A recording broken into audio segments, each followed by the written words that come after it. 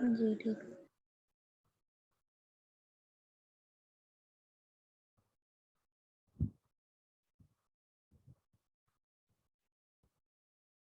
जी screen share हो रही। जी sir हो रही है। अच्छा, अब हमने पढ़ना है असाइनमेंट ऑपरेटर को। ठीक है, यहाँ अभी जो हम बात कर रहे थे ना वेरिएबल्स की, कि ये लिखा था x इक्वल 10, तो ये मैथ के अंदर तो इसका ये मतलब है ना कि x बराबर है 10 के, तो यहाँ ये मतलब नहीं है। यहाँ ये जो है ना, आप मसावी लिखते हैं, दिस इज असाइनमेंट ऑपरेटर। क्या है? ये है असाइनमेंट ऑपरेटर। इसको असाइनमेंट ऑपरेटर कहते हैं। इसका ये मतलब होता है कि आप जब लिखते हैं ना कि x इक्वल 10, आपने इसको आज के बाद x इक्वल 10 नहीं पढ़ना। जब आपने प्रोग्रामिंग की बात करनी, आपने लिखना है x असाइन टू 10 या 10 असाइन टू x, कि ये 10 x को असाइन कर दो। ठीक है, कि y असाइन 20, यानी 20 को असाइन कर दो y को। ठीक है, तो ये आपने असाइनमेंट ऑपरेटर हैं। हाँ, लेकिन अगर आपको यहाँ पे मसावी लिखना पड़ जाए, तो फिर आप कैसे लिखेंगे? आप लिखेंगे डबल, ठीक है, इक्वल, डबल इक्वल लिखेंगे 10। इसका ये मतलब है कि x की वैल्यू 10 के बराबर है। ठीक है, कंप्यूटर प्रोग्रामिंग के अंदर इसका ये मतलब है कि x की वैल्यू 10 के बराबर है। जब आप डबल इक्वल लिखेंगे, स्पेस नहीं होनी चाहिए डबल इक्वल के अंदर में, जब आप सिंगल इक्वल लिखेंगे तो ये असाइनमेंट ऑपरेटर होता है। और दूसरी जो अहम बात है याद रखने वाली, वो ये है कि ये यहाँ जो है आपके x और ये असाइनमेंट ऑपरेटर है ना, इसके जो लेफ्ट साइड पे होती हैं, इसको बोलते हैं एल वैल्यू। ठीक है, क्या बोलते हैं इसको? एल वैल्यू, जो लेफ्ट साइड पे होती हैं, एल वैल्यू। वैल्यू जो असाइनमेंट ऑपरेटर के राइट साइड पे होती हैं, उसको बोलते हैं आर वैल्यू, यानी राइट वैल्यू। अच्छा, जो होती है ना आर वैल्यू और जो होती है एल वैल्यू, इन दोनों में फर्क है। तो यानी जो लेफ्ट साइड पे वो एल वैल्यू, जो राइट साइड पे है वो आर वैल्यू है। ये जो होती हैं इधर हमेशा राइट साइड पे असाइनमेंट ऑपरेटर के, वो असाइन होनी होती हैं। ठीक है, उसको लेफ्ट साइड की वैल्यू को। ठीक है, और कभी हम ये नहीं कह सकते कि 10 मेमोरी लोकेशन का लेबल है और एक्स उसके अंदर डाल दो। हाँ, यानी हम इसको ऐसे नहीं लिख सकते कि 10 असाइनमेंट ऑपरेटर एक्स। ठीक है, ऐसे नहीं लिख सकते हम। मैथ के अंदर तो हम लिख सकते हैं ऐसे। मैथ के अंदर तो हम कहते हैं कि 10 इक्वल एक्स। ठीक है, तो आप x इक्वल टू 10 मैथ के अंदर ये भी हो गया, और 10 इक्वल एक्स मैथ के अंदर दोनों सही है। लेकिन यहाँ प्रोग्रामिंग के अंदर ये दोनों नहीं सही। प्रोग्रामिंग के अंदर आपका जो पहले वाला सही होगा, यानी जिसको वैल्यू असाइन करनी है ना, जो वेरिएबल का नाम होगा जिसके अंदर वैल्यू जानी है, वो लेफ्ट साइड पे होगा असाइनमेंट ऑपरेटर के। जो असाइन होना है वो राइट साइड पे होगा।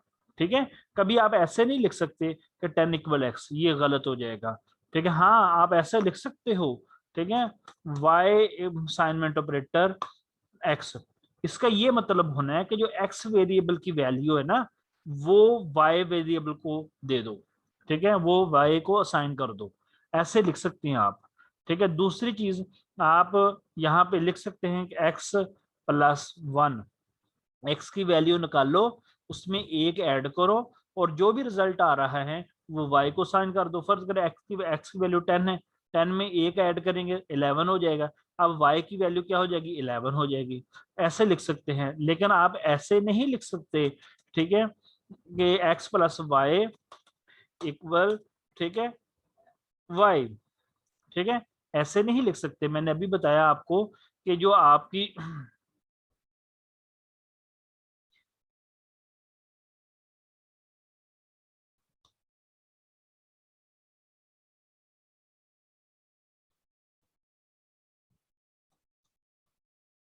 आवाज आ रही है सबको?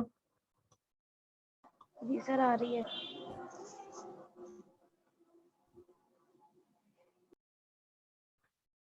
ठीक है, यानी आप राइट साइड पे नहीं, कभी भी, ये समझ आ गई मेरी बात कि आपने जो एल वैल्यू होती है और आर वैल्यू में क्या फर्क है, आप एल वैल्यू में असाइन वेरिएबल के नाम लिखते हैं, कभी वो कोई वैल्यू नहीं लिख सकते, ठीक है। और आर वैल्यू पे आप वैल्यू लिखी जाती है, हाँ, लेकिन उसकी तरफ एल वैल्यू यानी वेरिएबल के नाम भी आ सकते हैं, ठीक है। यानी फर्ज मैंने अभी आपको ये बता भी दिया, ये देखें आर वैल्यू है, मैं ऐसे लिख सकता हूँ इसको, ठीक है, एक्स इक्वल, ठीक है, वाई प्लस, ठीक है, जी, ठीक है। आर वैल्यू की तरफ एक्सप्रेशन भी आ सकता है, ये एक्सप्रेशन होता है, ठीक है। और लेफ्ट साइड पे एक्सप्रेशन नहीं आ सकता। मेरे ख्याल में आप सबको समझ आ गई होगी, बाकी आप अपनी बुक से भी रीड करेंगे तो आपको ये चीज क्लियर हो जाएगी, ठीक है। ये था असाइनमेंट ऑपरेटर, ये सारा डिटेल से लिखा हुआ है, मैं इसको एक्सप्लेन कर चुका हूँ।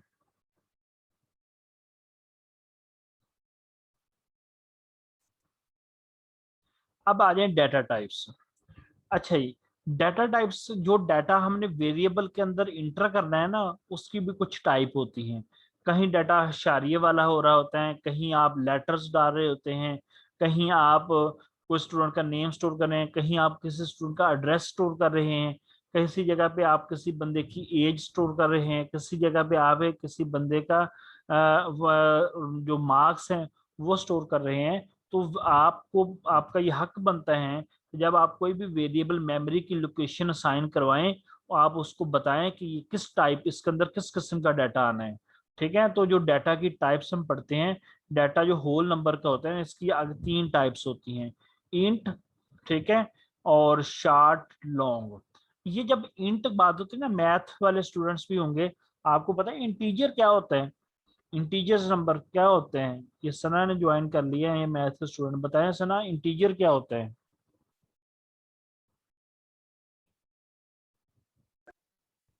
हिंसों को कहते हैं सर इंटीजर्स। नहीं,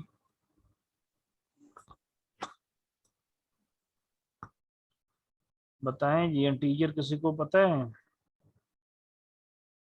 सर ये नंबर्स के लिए यूज होता है। नहीं, कैसे नंबर बताएं। सर मींस 1 2 3 काउंटिंग के लिए, हाँ ठीक है, आप कह सकते हैं 1 2 3। या लेटर्स के लिए भी यूज हो सकता है। नहीं, लेटर्स के लिए यूज नहीं हो सकते। तो आप इसको ना ये कह सकते हैं कि ये जो इंटीजर नंबर की डेफिनेशन ये होती है कि किसी भी नेगेटिव नंबर से स्टार्ट होते हैं, किसी भी पॉजिटिव नंबर पे खत्म हो जाते हैं। इनमें हशारिये का कंसेप्ट नहीं होता, ठीक है। ये बगैर जी सर। हशारिये को जो वैल्यू लिखी जाती है इनको इंटीजर कहते हैं, ठीक है। और एक कोई भी नेगेटिव जी वैल्यू भी हो सकती है और पॉजिटिव वैल्यू भी हो सकती है। अक्सर जो डेफिनेशन इसकी लिखी जाती है यही लिखी जाती है, ये किसी भी नेगेटिव नंबर से स्टार्ट होते हैं और किसी भी पॉजिटिव, जैसे कि फर्ज करें कि स्टार्ट होते हैं कहीं भी स्टार्ट हो जाए, -4 -3 -2 -1 कोमा 1 0 1 2 3 4 5, ठीक है, ये इनके इंटीजर नंबर होते हैं। अब आ जाए कंप्यूटर के अंदर। कंप्यूटर के अंदर आपने यहाँ प्रोग्रामिंग में देखना है कि वो तमाम नंबर जो जिनके अंदर डेसिमल पॉइंट ना हो, हशारिये वाली वैल्यू ना हो, वो इंटीजर कहलाती हैं। याद रखना, बस सिंपल सी बात है, अगर हशारिया आ गया वो इंटीजर नहीं है, ठीक है। और इसकी 3 टाइप होती हैं, एक शार्ट होती है, लॉन्ग होते हैं। अब मैं आपको बताता हूँ कि ये कितनी कितनी जगह लेते हैं मेमोरी के अंदर, बड़ी इंटरेस्टिंग चीजें हैं ये। जो इंटीजर है ना, जब मैं किसी भी लिख दूंगा वेरिएबल के साथ इंट एक्स, क्या लिख देता हूँ मैंने, इंट स्मॉल में लिखना है ये इंट, ठीक है। ये जितनी भी डाटा टाइप है स्मॉल, कब ये ना लिखिएगा, कभी कैपिटल ना लिखिएगा आप, ठीक है, इंट एक्स। तो अब यहाँ इसका मतलब क्या है, सेमीकोलन, इसका मतलब ये है कि आपका ये जो इंट एक्स एक्स वेरिएबल है ना, मेमोरी लोकेशन, इसके अंदर जो डाटा आएगा वो इंटीजर टाइप का डाटा आएगा।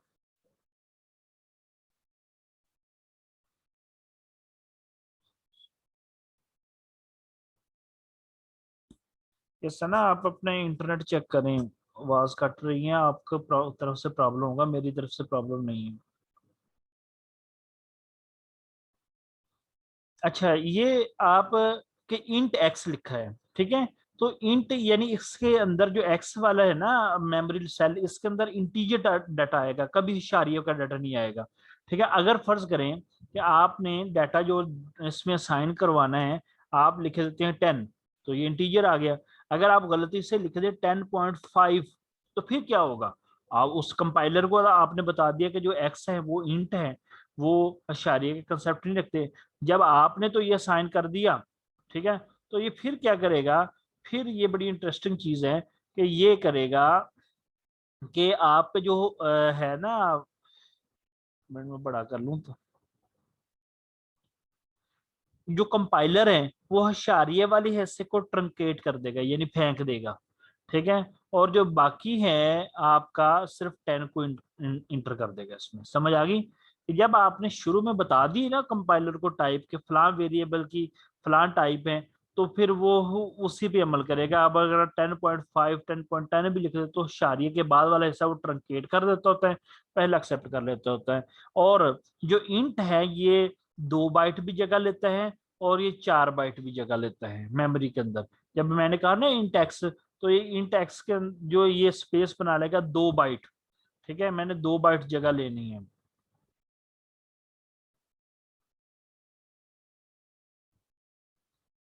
जी लाइबा, अब आवाज सही आ रही है? सर मुझे पहले भी सही आ रही थी, सना को नहीं आ रही। अच्छा, सना आप सुन सकते हैं?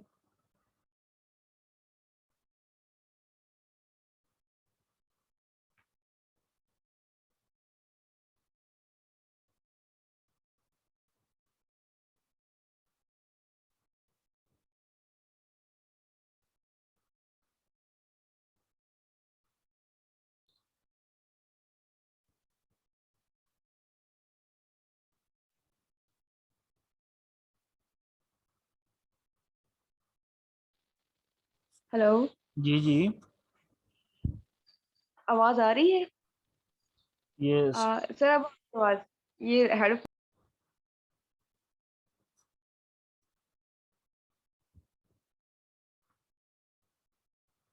हेलो,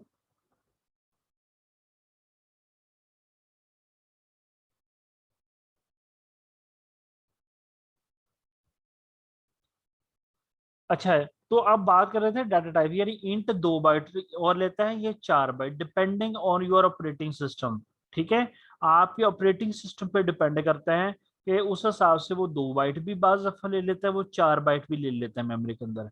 अब अगर आपको हो कि मैंने तो मेमोरी के अंदर सिर्फ 2 बाइट ही देने हैं, कहीं ये 4 बाइट ना ले ले, तो फिर आप इंट की जगह पे शार्ट यूज कर लें, SHORT, शार्ट, शार्ट एक्स। तो इसका ये 2 बाइट ही लेगा, इससे ज्यादा नहीं लेगा मेमोरी के अंदर। हाँ, अगर आप देखें जो इंट है वो 2 बाइट भी ले सकते हैं, 4 बाइट भी ले सकते हैं। एक मिनट,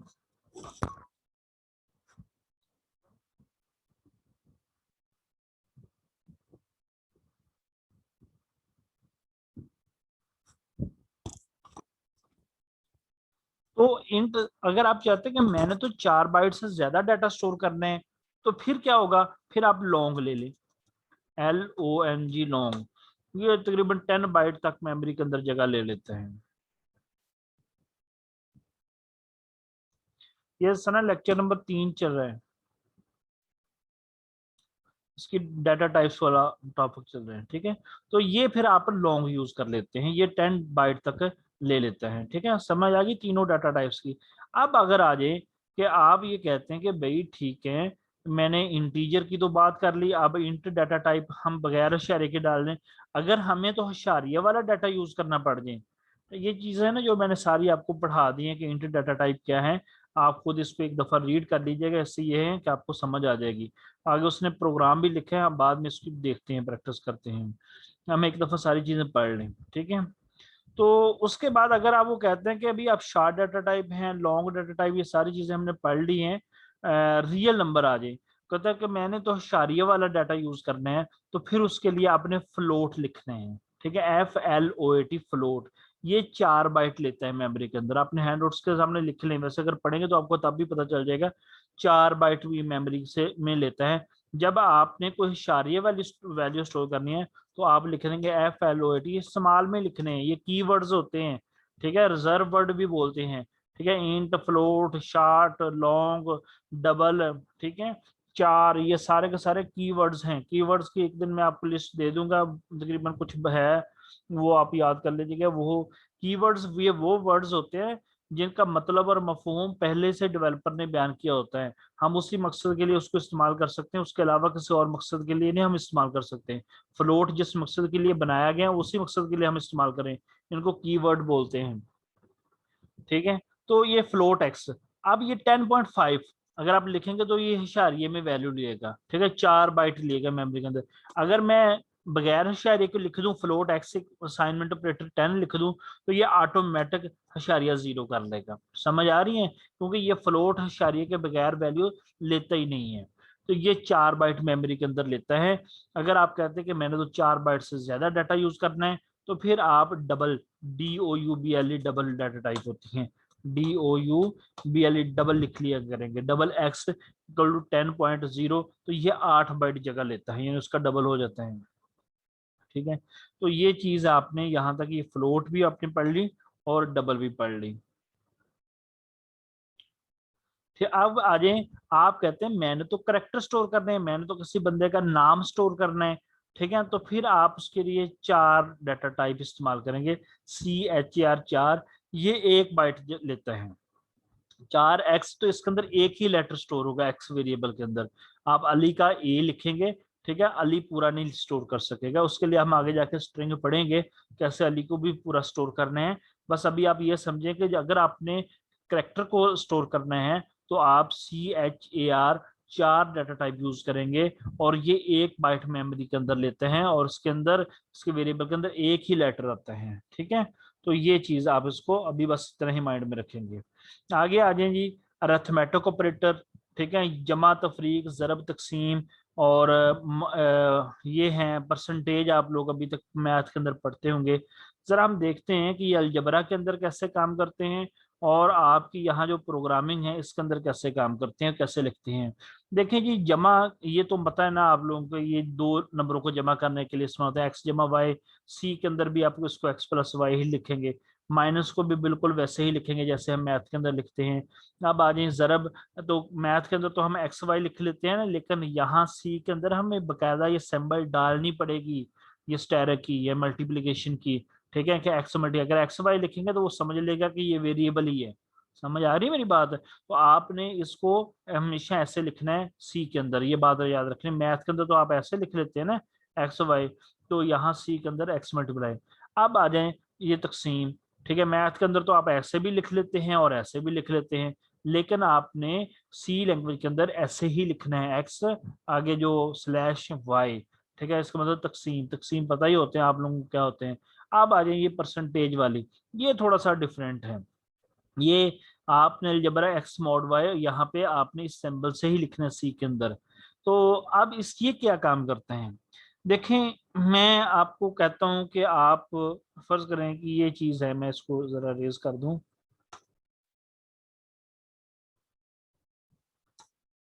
यहां लिखते हैं हम, मैं 6 मॉड 2।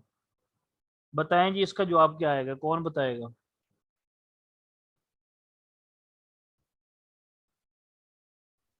सर 0। 0 आएगा। कैसे आएगा? सर इसको डिवाइड करके जो रिमाइंडर बचता है उसको मोड हाँ बोलते हैं। बिल्कुल, ये रिमाइंडर ऑपरेटर है। जब आप किसी भी नंबर को किसी पे डिवाइड करते हैं ना, जो बाकी बच जाता है ना, तब वो वैल्यू जो ये देता है, ये रिमाइंडर ऑपरेटर है। ठीक है, तो ये तकसीम का तो आपको पता ही आंसर वो ऊपर वाला होता है, ये जो बाकी बच जाएगा वो देगा। फर्ज करें कि मैं लिखता हूँ कि 7, ठीक है, और मल्टीप्लाई आपका 2 लिख लें बेशक, डिवाइड बाय 2 या मॉड 2, तो ये जो आप 1 देगा। ठीक है, जी तो ये जी सर। जो रिमाइंडर है, ये आपने बड़े ध्यान से इसको यूज करना है। जो अक्सर पेपर्स के अंदर, अक्सर टेस्ट वगैरह जो होते हैं उसके अंदर ये लाजमी पूछ लिया जाता है। ये स्टूडेंट्स में बड़े अभाम पैदा करते हैं ये ऑपरेटर। ठीक है, तो आप यहाँ देख भी लीजिएगा, आपकी किताब में उन्होंने दिया हुआ है। ठीक है, तो ये इसको गलती ना करना। अब आ जाए, ऑपरेटर तो आपने पढ़ ले, जमा, तफरीक, ज़रब, तकसीम है। ठीक है, और पैरेंथेसिस है। तो आपने मैथ का अलजबरा आता है आप लोगों को, मेरे ख्याल में सब लोगों ने अलजबरा तो किया होगा मैथ का। ठीक है, तो उसके अंदर भी आपको कोई होता है तरीकाकार, कि अगर आपके पास कोई स्टेटमेंट आ जाए लिखी हुई, ठीक है, तो आपने कैसे, फर्ज करें मैं लिखता हूँ 2 + 3 -1 मल्टीप्लाई 3 डिवाइड 4। तो जी हाँ, हम इसको कैसे हल करेंगे? जो बहुत शार्प स्टूडेंट है वो तो ये करेंगे, 3 और 2 को जमा किया, 5 बना, 5 में से 1 निकालेंगे, 4 बना, 4 को मल्टीप्लाई किया 3 से, 4 3 12 बना, और फिर उसको 12 को डिवाइड किया तो 3 जवाब आ गया। सही है, नहीं। 12 आ गया। शार्प स्टूडेंट ऐसे ही करते होते हैं। ठीक है, अगर आप देखा जाए तो सबसे पहले प्रेसिडेंस को देखते होते हैं। अलजबरा के अंदर भी ये तरीकाकार बताया जाता है। तो इसमें आपने जो ज़रब और तकसीम की प्रेसिडेंस सेम होती हैं, ठीक है, और जमा तफरीक की सेम होती हैं। यानी ज़रब और तकसीम एक जैसे हैं, जमा और तफरीक एक जैसे। समझ आ रही मेरी बात? अब देखें कि जो ज़रब और तकसीम में कौन सा पहले हमने हल करना है। जी हाँ, दोनों की सेम प्रेसिडेंस है, दोनों में हमें क्या पता चलेगा? जो पहले आ जाएगा। ठीक है, आपने लेफ्ट से राइट की तरफ देखना है। अगर फर्क करो कि ज़रब, क्योंकि हम जमा तफरीकी से हाई प्रेसिडेंस ज़रब और तकसीम की है, ज़रब और तकसीम की प्रेसिडेंस हाई है जमा और तफरीक से। जब भी किसी स्टेटमेंट के अंदर ज़रब तकसीम जमा तफरीक आ जाए तो सबसे पहले आपने ज़रब तकसीम को हल करने की कोशिश करना है। ठीक है, उसके बाद जमा तफरीक को करना है। लेकिन ज़रब और तकसीम दोनों की सेम प्रेसिडेंस है, तो दोनों में से पहले किसको हल करना है? जो पहले आ जाए। देखें पहले क्या आ रहा है? आ रहा है जी मल्टीप्लीकेशन आ रहा है। तो अब आपने 3 को 1 से ज़रब होगा तो क्या होगा? 3 1 3, ये चीज बच जाएगी।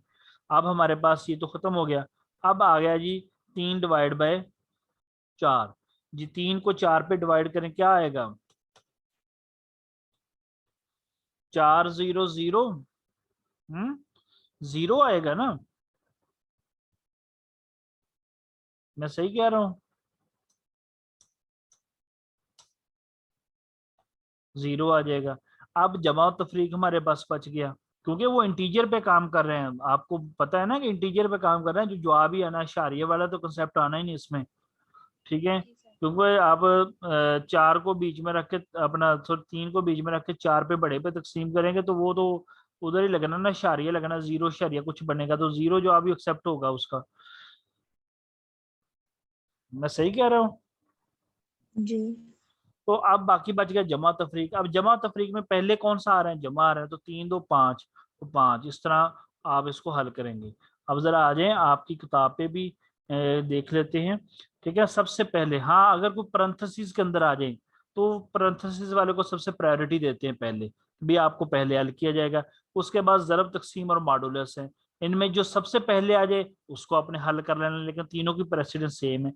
उसके बाद जमा और तफरीक की प्रेसिडेंस सेम है, और फिर इसको भी तरफ आना है, और इसमें जो पहले आ रहा हो फिर आपने उसको हल करना है। यहाँ उन्होंने दिया भी होगा, ये देखें 10 + 10 × 5। जी हाँ, इसमें सबसे पहले क्या करेंगे? हम ऐसे तो नहीं करेंगे 10 को 10 के साथ दोनों को जमा किया, कितना बन जाएगा? 20 बन जाएगा। 20 को 5 से मल्टीप्लाई किया आपने, जी हाँ 500 जवाब बन जाएगा। ऐसा नहीं है, पहले हम ये मल्टीप्लीकेशन वाले, क्योंकि इनमें देखेंगे दो ऑपरेटर इस्तेमाल कर, किसकी प्रेसिडेंस ज्यादा है? मल्टीप्लीकेशन वाले की प्रेसिडेंस ज्यादा है। ये पेपर के अंदर लाजमी एक MCQ आएगा आपको। ठीक है, ये बात नोट कर लेना आप लोगों ने।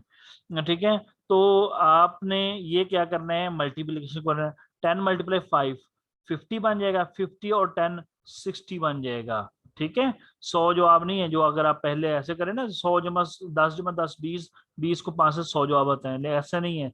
इसका पहले मल्टीप्लिकेशन 50 जमा 10 60 जवाब आता है। ठीक है, अगर इसी को आप ये देखें, आप अगर आप ऐसे कर दें कि देखिए 10 + 10 को पैरेंथेसिस में बंद कर दें, जरा 5 कर दें, तो फिर पैरेंथेसिस वाला पहले करना है। ठीक है, पैरेंथेसिस की सबसे हाई प्रेसिडेंस होती है। अब क्या होगा? 10 + 10 20, 20 को मल्टीप्लाई करेंगे 5, अब 100 जवाब आएगा। अब ठीक होगा। ठीक है, अब आ जाए दूसरा है इस तरह, जरा देखें ज़रब और तकसीम की प्रेसिडेंस हाई है प्लस से। तो आप देखें ज़रब और तकसीम में से पहले किसको करेंगे? जो पहले आ गया। 5 3 15, इसका 15 हो जाएगा इतना का। 15 जमा 6 डिवाइड बाय 3, तो कितना? 3 2 6 हो जाएगा। अब इधर 15 है और इधर 2 है, दोनों को 15 और 2 17 जवाब आ जाएगा। अगर पैरेंथेसिस का इस्तेमाल हम कर दें, थोड़ा सा क्लियर करने के लिए, देखें 5 ज़रब 3 पैरेंथेसिस के अंदर 6 डिवाइड बाय 3, तो क्या है? पहले 5 और 3 पैरेंथेसिस को हल किया, 6 3 15 2 17, ऐसे भी आप कर सकते हैं। ठीक है, तो ये है आपके, थोड़ा सा आपने इनको याद रखिएगा। तो टिप्स देखें, use space in the coding to make it easy to read and understand. आज तो हमने कोडिंग की नहीं है, ठीक है। Reserve word can not be used as variable name. मैंने अभी आपको बताया था ये कीवर्ड्स, इंट फ्लोट है, चार हैं आज हमने जो पढ़े, इंट फ्लोट चार डबल लॉन्ग, ठीक है। ये सारे के सारे कीवर्ड्स से, कभी इनको वेरिएबल के नाम के तौर पर इस्तेमाल नहीं करना आपने। वेरिएबल का नाम देने के असूल मैंने बता दिए, वो आपने देने हैं, ठीक है। उसके बाद ऑलवेज अ मेन फंक्शन आपने यूज करना है प्रोग्राम के अंदर। मैंने कहा था ना कि ये लिखना ही लिखना है, यहाँ से आपको।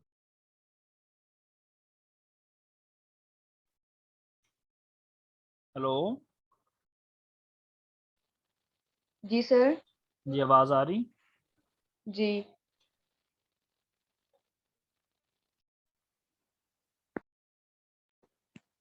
स्क्रीन नहीं आ रही सर, आवाज आ रही है। एक मिनट एक मिनट। अब जी अब ठीक है। ठीक है। उसके बाद आपने कहता है कि एक लाइन स्टेटमेंट एक ही लाइन पे लिखे। मैं आपको ये बताता हूँ, पैरेंथेसिस और ब्रेसेस जोड़े हमेशा लिखने हैं आपने, ठीक है। और आपने कोई भी अरिथमेटिक एक्सप्रेशन लिखना है उसको क्लियर पैरेंथेसिस वगैरह को लिख लेना है। सेमीकोलन नहीं बोलना आपने, हर स्टेटमेंट के आखिर पे सेमीकोलन लिखना है। और याद रखना कि ये सी है, केस सेंसिटिव लैंग्वेज है, इसमें जो स्मॉल एक्स और चीज है, कैपिटल एक्स और चीज है। ये ना करना किसी जगह पे आप स्मॉल एक्स कर रहे हो, किसी जगह पे कैपिटल एक्स लिख रहे हो, तो गलत हो जाएगा, ठीक है। स्मॉल एबीसी का और मतलब होगा, कैपिटल एबीसी का और मतलब होगा, ठीक है। तो ये है, मैं एक छोटी सी प्रैक्टिस आपको करवा देता हूँ। देखें, ऊपर वाले तीन लाइनें तो हमने लिखनी ही लिखनी है, ठीक है। मैं एक वेरिएबल डिक्लेयर करवाता हूँ, इंट एक्स, ठीक है, सेमीकोलन, इंट वाई, ठीक है, सेमीकोलन। सेमीकोलन लाजमी लिखना है आप लोगों ने, ठीक है। सेमीकोलन नहीं लिखेंगे तो एरर आ जाएगा। जेड, तो अब एक्स इक्वल 10, ठीक है, y इक्वल 20। ये आप लोगों ने इंस्टॉल कर लिया था? जी सर। ठीक है। अब आप क्या करेंगे, C out, insertion operator, double quotes के अंदर मैंने कहा था जो चीजें होती हैं वो वैसे के वैसे प्रिंट हो जाती हैं।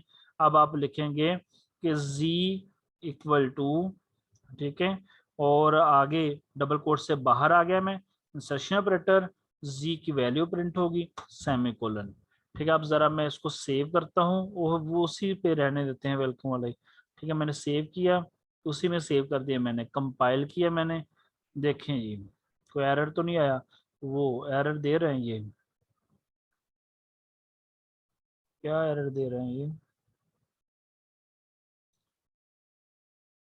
कहता है ये वाई क्या चीज है, ये देखें वाई तो हमने डिक्लेयर भी किया हुआ, फिर भी इसको समझ नहीं आ रही है क्या है। वाई इक्वल, दोबारा चलाते हैं उसको।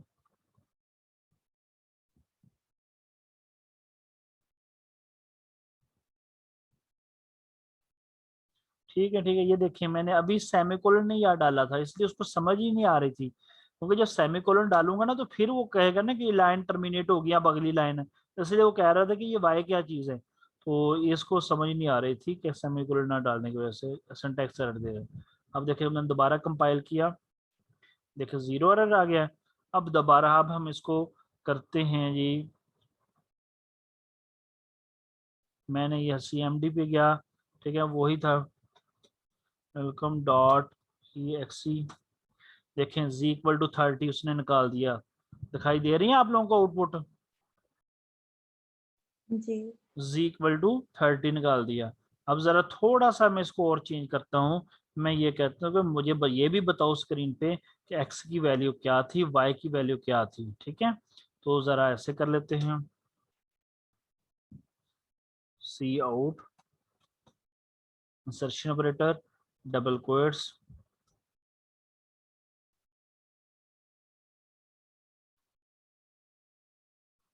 x इक्वल टू 10 सेमीकोलन, और इसी तरह फिर सी आउट, डबल कोट्स के अंदर जो चीज डबल कोट्स में लिख देंगे ना वो वैसे के वैसे स्क्रीन पे प्रिंट हो जाएगी, ठीक है। 20 सेमीकोलन, ठीक है।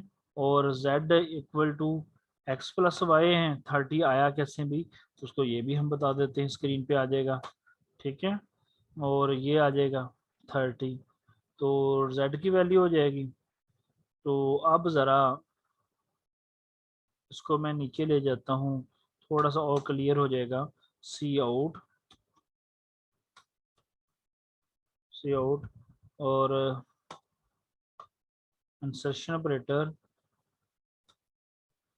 z इक्वल डबल कोट्स, ये ऐसे z भी लिख देंगे ना तो ये वैल्यू प्रिंट करवाएगा उसकी, जो डबल कोट्स के बाहर लिखेंगे हम, ठीक है। मैं लिख देता हूँ double z equal double quotes के बाहर आके फिर मैंने इंसर्शन ऑपरेटर डाला, तो ये देखें ये z वैसे लिख दिया, ये z की वैल्यू जो भी करेगा ना यहाँ पे x प्लस वाई को होगा, उसकी z की वैल्यू करेगा। जी सोबिया, मैंने सेव किया, इसको कंपाइल किया, देखें ये 0 एरर आ गया। अब दोबारा मैं चलाता हूँ welcome.exe, देखें x equal to 10, y equal to 20, z equal to x plus y और z इक्वल टू 30 उसने दे दिया, ठीक है। हम न्यू लाइन पे भी जाके कर देंगे, वो आगे जाके पढ़ेंगे हम, ठीक है। अब ये चीजें हमारी आ गई। अब ये तो इंट डाटा टाइप था, हम बड़ा आसान, मैंने देखें लाइनें ज्यादा की हैं, मैं इसको ऐसे भी लिख सकता था, int x comma y comma z semicolon, देखिए कितना कम कर दिया मैंने, ठीक है। तो आप एक ही लाइन पे डिक्लेयर कर दें, एक्स वाई और z, ठीक है। तो एक ही लाइन पे, इसका ये मतलब है कि जो एक यानी, क्योंकि जब सेमीकोलन नहीं आएगा ना, तो सेमीकोलन का मतलब है कि लाइन खत्म हो गई है, ठीक है। तो यहाँ पे आप जितने मर्जी वेरिएबल, एक ही डाटा टाइप है, इसका मतलब है एक्स वाई जी तीनों ही इंटीजर डाटा टाइप के हैं, एक ही लाइन में कॉमा के जरिए अपने अलग अलग करते जाना, समझ आ रही मेरी बात है। और इस तरह आपने उसको वैल्यू साइन कर दी, आप यहाँ पे भी वैल्यू साइन कर सकते हो, ठीक है। 10, ठीक है, y इक्वल टू 20, ठीक है, ये लाइनें भी हमने खत्म कर दी, ठीक है। ऐसे भी आप कर सकते हैं, तो आप जैसे मर्जी आप किसकी प्रैक्टिस कर सकते हैं, तो ये करें। लेकिन मैं यही चाहूंगा कि आप लोग इनको लगी वैल्यू को करें। अब आखिरी डेफिनेशन में बता के ये बात खत्म करने लगा हूँ, ठीक है। तो अब यहाँ जो एक दो डेफिनेशन में बताने लगा हूँ, एक होती है वेरिएबल डिक्लेरेशन और वेरिएबल इनिशियलाइजेशन, ठीक है। ये बड़ी स्टूडेंट्स में एम्बिग्युइटी क्रिएट करती हैं। ये डेफिनेशन है, जरा ये नोट कर लें आप लोग। वेरिएबल डिक्लेरेशन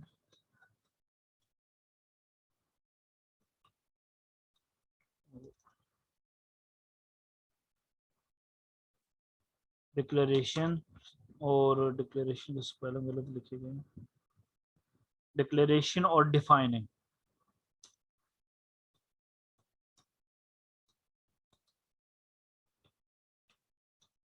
डिफाइनिंग ये क्या चीज है स्टूडेंट? जो डिक्लेरेशन होती है ना, जब हम लिख देते हैं int x semicolon, this is a declaration of variable, this is a declaration, यानी वेरिएबल को उसका नाम और उसकी टाइप बताना, ये डिक्लेरेशन कहलाता है, ठीक हो गया जी। तो याद है कि कोई भी बंदा पूछ ले आपसे वेरिएबल डिक्लेरेशन की डेफिनेशन क्या है, the process to assign a variable name and type, क्या है? Process to assign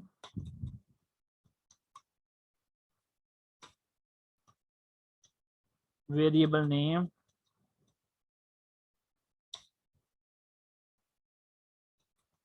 and types,